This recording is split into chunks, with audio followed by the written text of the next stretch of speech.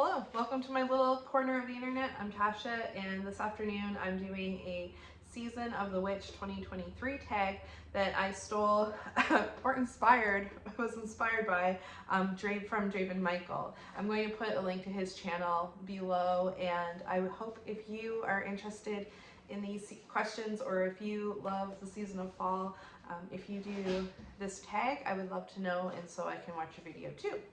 It's all about my favorite season, so I can't help but be excited when I saw it, and I was like, I need to jump in on this. So here we are. I've got my apple cider candle burning in the background. It smells amazing. I've got my little decorations going here on the liquor cabinet. This is my favorite time of year. It's fun being witchy. It's fun being a witch during this time of year. It's like you can really let your freak flag fly all month and no one really gives a damn, and I love it. So I'm excited to talk about fall. So the first question is, what things do you associate with fall?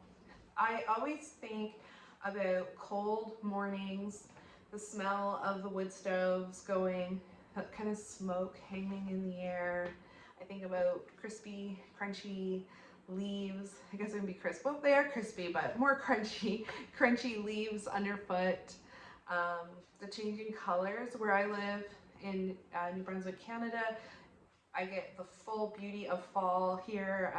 There's a lot of forest. It's amazing going for drives to see the leaves changing, going to pumpkin patches. Not that I do that all the time. I think I've probably done that once in my life, but I still kind of think about that with fall. Picking out your pumpkin, getting ready for Samhain, getting ready for Halloween. What? Or do you have anything specific that you do during spooky season that's mundane?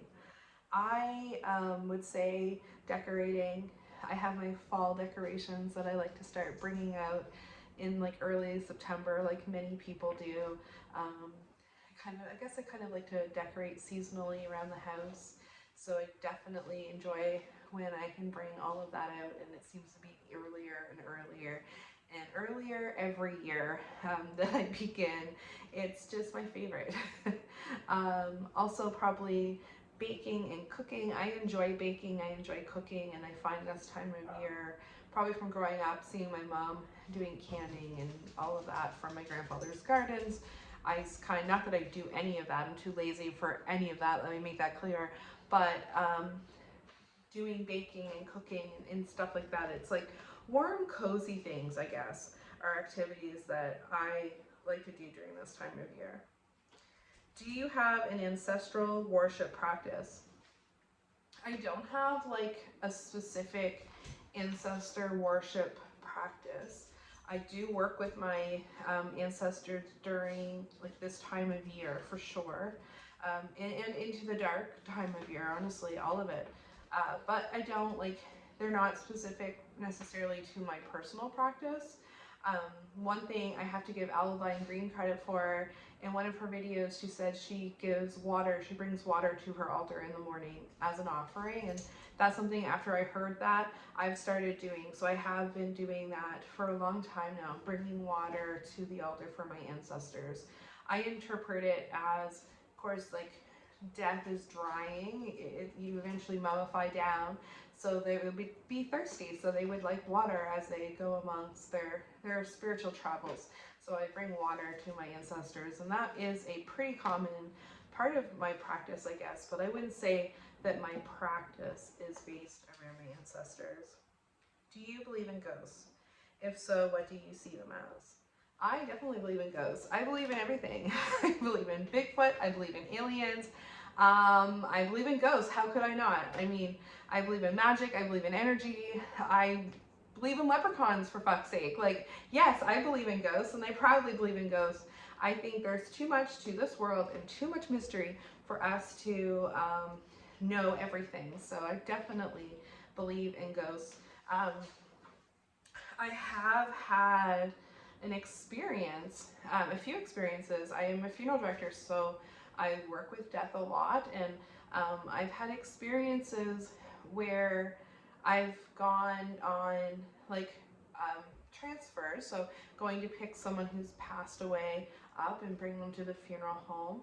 And we were at like a hospice, and we could hear music in the room and talking, and I thought the family was in there having a chat, and so we waited, and then one of the staff came by and said, oh, you can go in that room. And I said, oh, there goes my dog and cat. But anyway, back to my story. They said, yeah, you can go in there. And I said, oh, I think the family's in there. And they're like, no.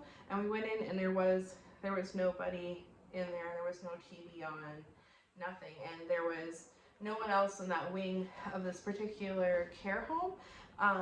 So it was a little weird. It was a little magical. I like to think it was someone and their loved one having a conversation,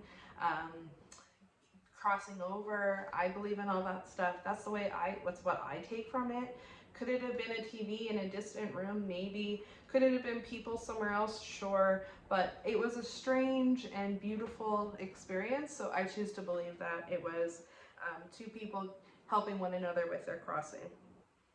So that's my ghost tangent. Question number 5. If you had to be one of the classical universal monsters, what one would you pick and why? Definitely the Wolf Man.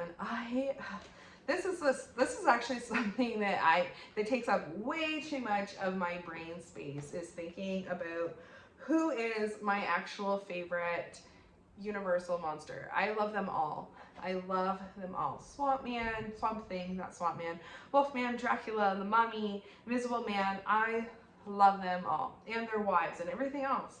But I have to keep going back to werewolves.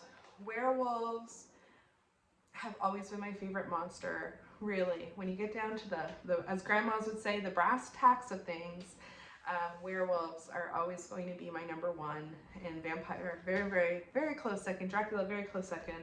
But I would be the Wolfman, and I think that original Lon Chaney movie was romantic and sweet and beautiful, and it has witchcraft in it, and it's just chef's kiss. So I would be the Wolfman.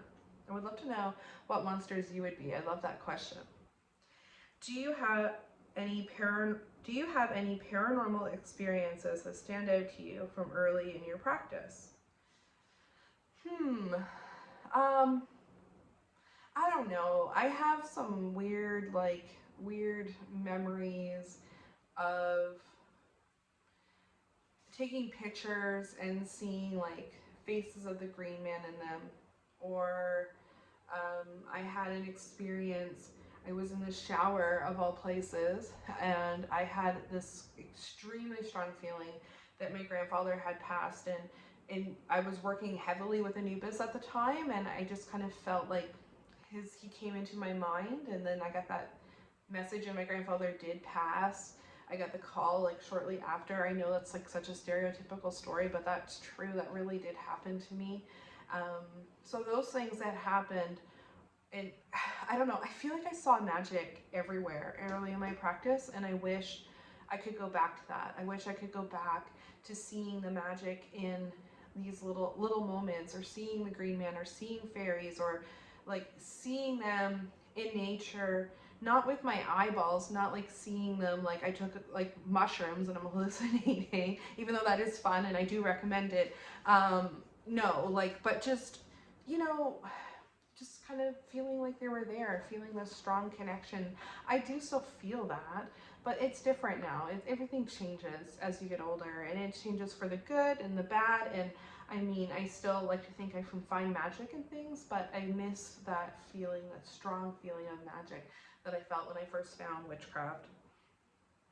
How did I react? I always just loved it. I love spooky things. I love weird things. So when weird things happen, like, I'm down. I'm down. Do you have a favorite witchy movie? I cannot, again, I'm back to like the universal monster conundrum. It is so hard to pick.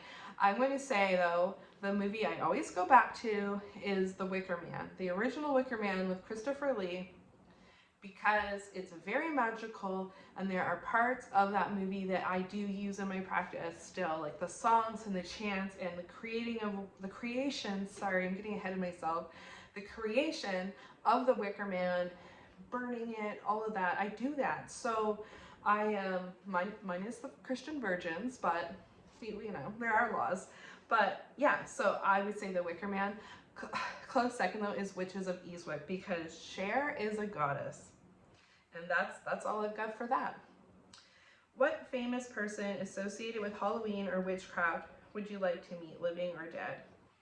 For someone who is associated with witchcraft, I would love to meet Joe Gardner and tell him, reassure him that his witch cult is alive and well and thriving.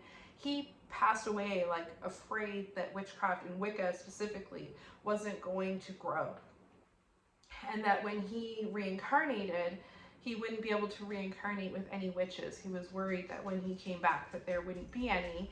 And there's so many witches and it's so wonderful. So I would love to sit down and talk to him and be like, there are so many witches. So don't worry, you didn't have anything to worry about. With Halloween, Vincent Price. Oh, I would love to just sit and talk to Vincent Price. I would talk to him about his cheesecake recipe. I would talk to him about his movies. I would just stare at him. I would love, love, love to spend some time with Vincent Price. Does the type of magic that you work in the fall around Samhain change? Yeah, definitely. It becomes super, super death focused. Like the deeper into October I go, the more and more I'm focusing on my loved ones, grief, all of that stuff. So that's a big focus. It's a big change because I don't really do that all year round. Do you have any fall witchy traditions? Yes. In my group, in my witchy little pal group, a friend of mine, Morgan, I'm just gonna like name you, call you out here. We've been practicing together for a really, really long time. And my friend Jen and other people who are wonderful and lovely, we've been practicing and practicing. And one thing we've always done is that we eat a whole apple. Seeds, stem, core, and all. And I know that sounds disgusting. The reason for it is that there's that cyanide that is in the seeds, and there's not enough to kill you or hurt you or make you feel sick. But it's like the idea of literally taking a little bit of death into you so that you can connect more deeply with your loved ones, because you're taking a little bit of death. You're killing a tiny little bit of yourself by ingesting that cyanide in its very tiny little amount. And I just feel like it helps you with connecting with the other side, connecting with each other in circle. And we all go through this, like, it's just a shitty experience. The core is disgusting. The stem is woody. It's just a shitty experience, but it's a magical bonding experience. We also count the seeds, and because we believe that Samhain is the witch's new year, so we count the seeds, and the kind of the number that you have is going to be the number of paths that you're going to take on for this turning of the wheel. So that's the story on that, and that is a very important tradition in my witchy life. Do you possess any ancestral relics? Do they play a role in your spiritual practice? I do have my grandfather's Catholic prayer book. It was something that was just always with him, and his girlfriend, who actually, there's just drama there. His girlfriend wanted to bury it, and it was kind of something that was important to my dad and to my mom and to me and my family.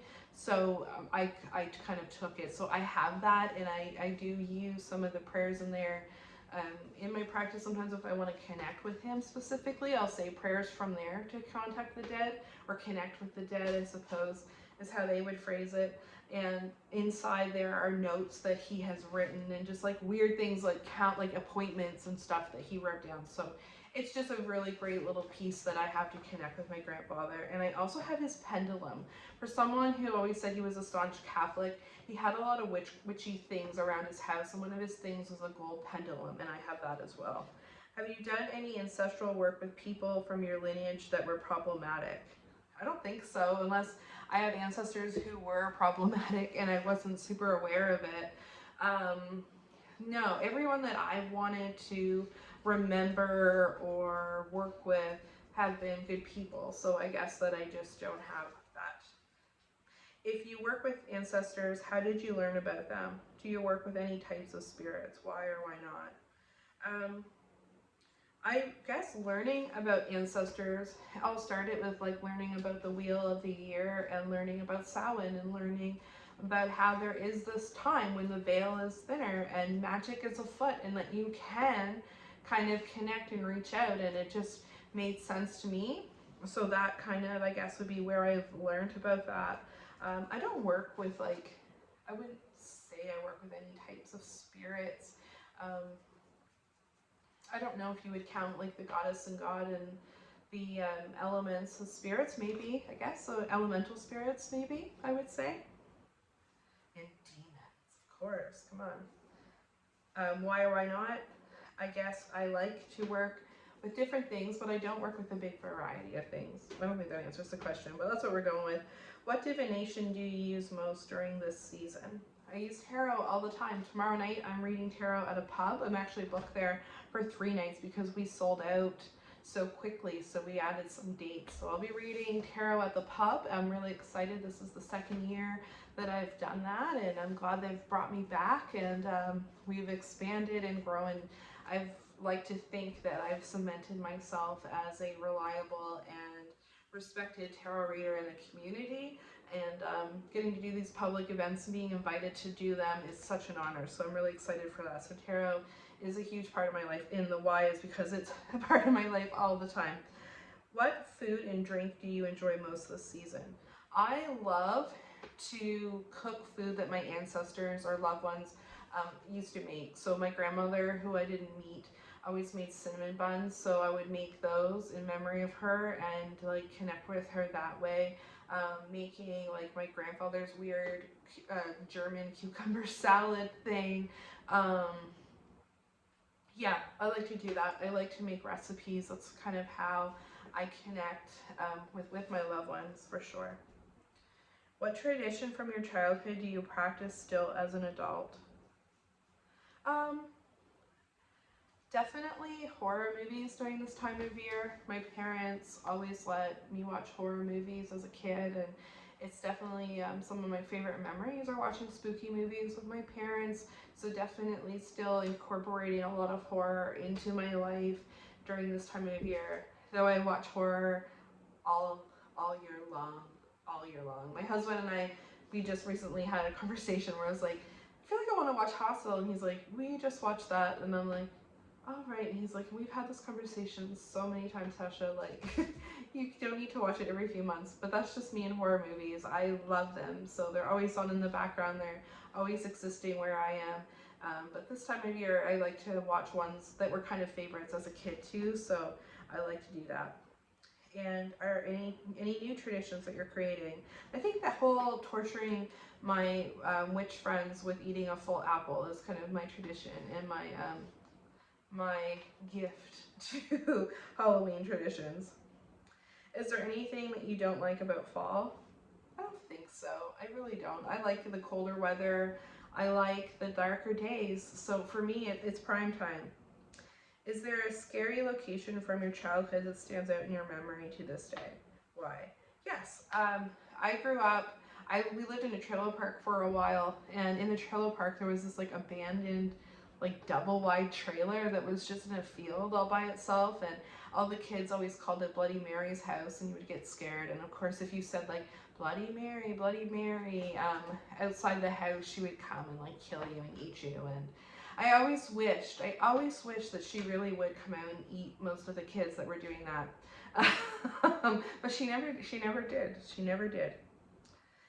Do you have any Samhain routines that you carry out, such as a dumb supper, etc.? Yeah, cooking food for loved ones. I always leave a plate of food outside. I always make a point to tell the story of Stingy Jack and how the jack-o'-lantern came to be. I always make sure to build my ancestor altar, spend some time on the family tree, all of that kind of stuff. So yeah, I have a few traditions. I've always wanted to do a silent supper, but I have not ever done one yet. So I think that needs to happen. Do you tell scary stories with friends and family during the fall season or other time of year? I actually like to tell scary stories at Yule. I love the concept and the idea of ghost stories at Yule and sharing ghost stories at Yule. And there's some great Christopher Lee, throwback to the Wicker Man a little bit, videos of him reading scary stories from the BBC. Love it. So that's kind of my ghostly story time of year. But I do, like I was just talking about, love sharing the story of Stingy Jack, and I have a video on the channel somewhere of me telling that story, but I'll be sharing that with my witch pals this Samhain, and I'm going to add some of that magic fire to turn it, it's like a, let me backtrack, I created this like paper mache pumpkin head, and I'm going to tell the story of Stingy Jack, and throughout the ritual, there's times where you gotta throw things away, like pieces of paper and things, and we're gonna put them in that. And then I bought that mystical fire shit that turns your fire like bright green and purple, and I'm gonna put that in there, and then when I burn it, it's gonna be hopefully magical looking. So I'll be telling the story of Stingy Jack during that time. Do you believe the veil between the worlds is thinner during Samhain? Absolutely I do. Absolutely. I think the veil is thinner during Samhain. I think it's also thin during Beltane, and that we can take advantage of that as witches and use it to connect with our loved ones. It's amazing. Yes, so I guess that's it. I would love to hear your answers. I would love to see some more responses to these awesome questions. I will post them all below. And thank you so much for hanging out with me, and happy fall season and happy early Samhain. Bye.